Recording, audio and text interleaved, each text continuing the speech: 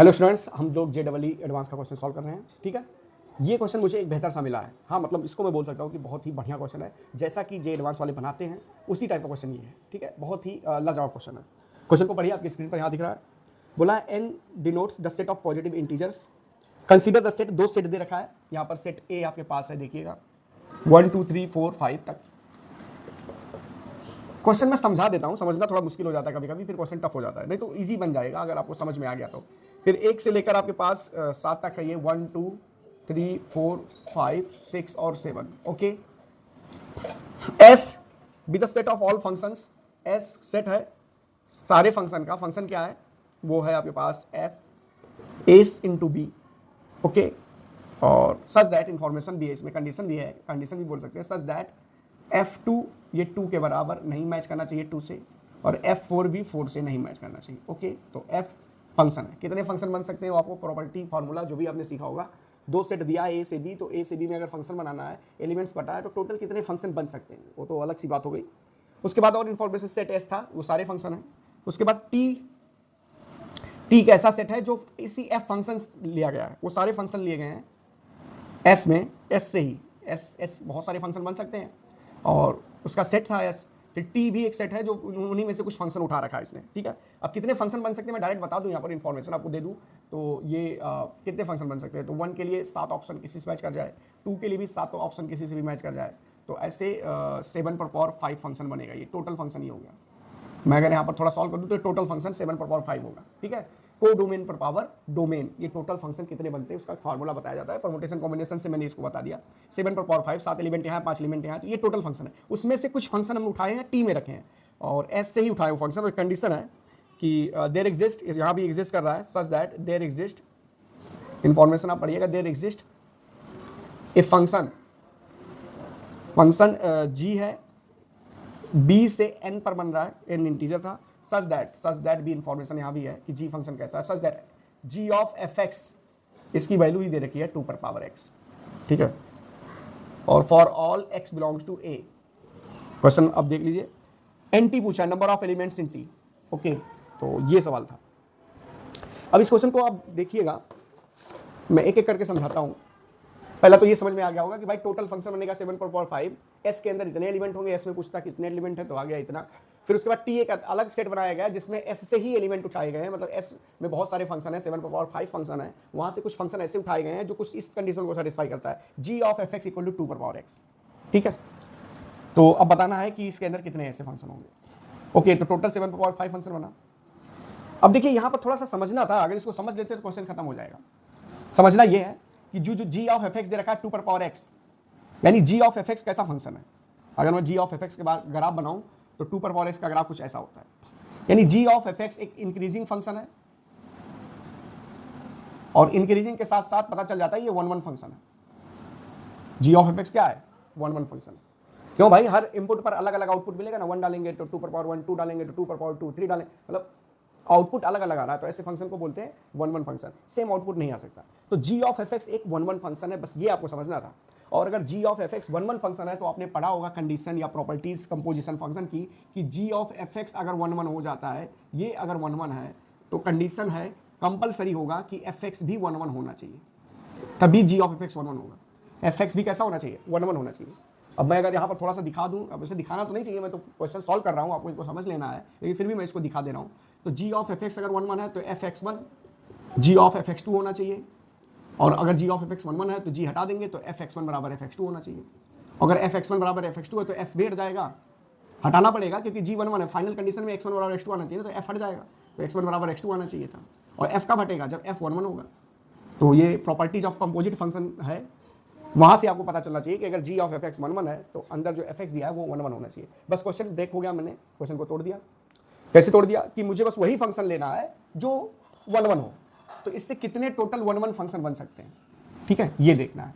और इन्फॉर्मेशन इसमें ये भी है, डायरेक्ट 1 1 तो हम निकाल लेंगे ना। 1 1 का एक फॉर्मूला होगा कि सेट बी में इतने एलिमेंट, सेट ए में इतने एलिमेंट, तो 1 1 फंक्शन कितने बनेंगे, इसका भी फॉर्मूला आपको पढ़ाया जाता है, पढ़े होंगे।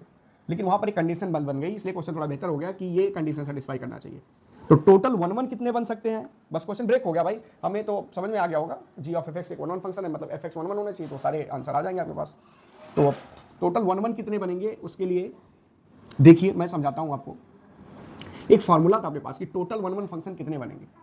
अगर आपके पास सेट ए और सेट बी में एलिमेंट्स आपको दे रखे हैं, सेट ए है सेट बी है, बिना कंडीशन के 1 1 फंक्शन अगर मुझे बनाना है 1 2 3 4 5 और 1 2 3 4 5 6 7 विदाउट कंडीशन टोटल 1 1 कितने बनाने हैं। तो अगर मैं इसके लिए कितने ऑप्शन ढूंढूं तो ये 7 ऑप्शन में से किसी से मैच कर जाए into.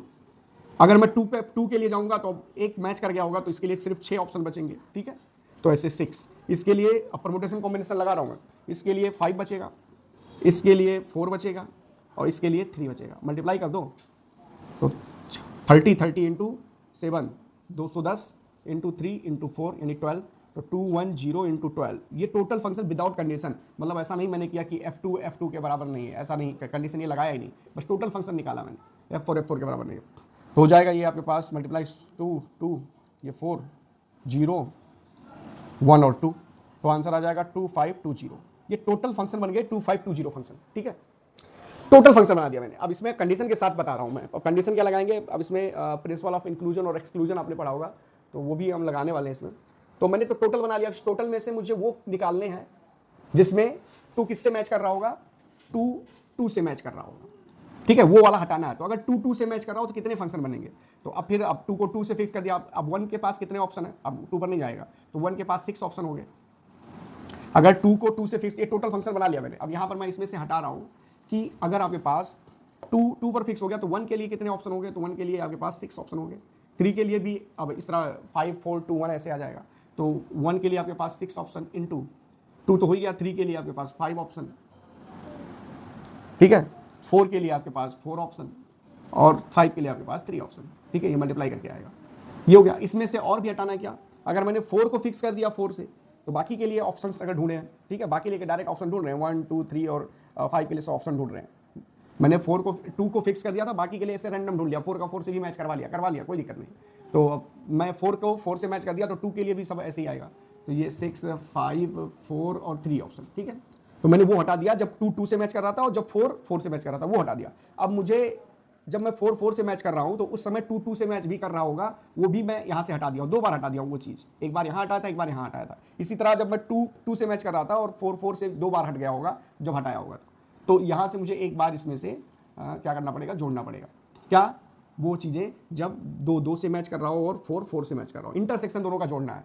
Principle of inclusion exclusion, तो इंटरसेक्शन, तो 2 से मैच करा दे, 4 से मैच करा दे, तो बाकी के लिए कितने ऑप्शन बचेंगे, तो 7 में से 5 ऑप्शन बचेंगे बाकी के लिए। फिर 1 के लिए 5 ऑप्शन, फिर 3 के लिए आपके पास 4 ऑप्शन, फिर 5 के लिए आपके पास 2 ऑप्शन, 5 के लिए आपके पास 3 ऑप्शन, ठीक है। तो अब ये सॉल्व कर लें, यहाँ पे आंसर आ जाएगा यार। सिंप्लीफाई कर लें इसको भाई। अगर यहाँ पर कुछ कन्फ्यूजन हो तो फिर से मैं रिपीट कर देता हूँ। तो 2520 माइनस ये 2 इंटू कितना हो जाएगा 30, 360 हो जाएगा। 2 टाइम्स क्यों, क्योंकि ये भी वही चीज़ लिखा है, और ये प्लस का 60 हो गया, ओके। तो 2520 माइनस 720 और ये माइनस प्लस क्यों कर दिया मैंने यहाँ पर कुछ कन्फ्यूजन हो गया। एक बार क्या करें, 2 वाले टोटल में से घटा रहे हैं, ठीक है। तो इसमें से क्या घटाया मैंने,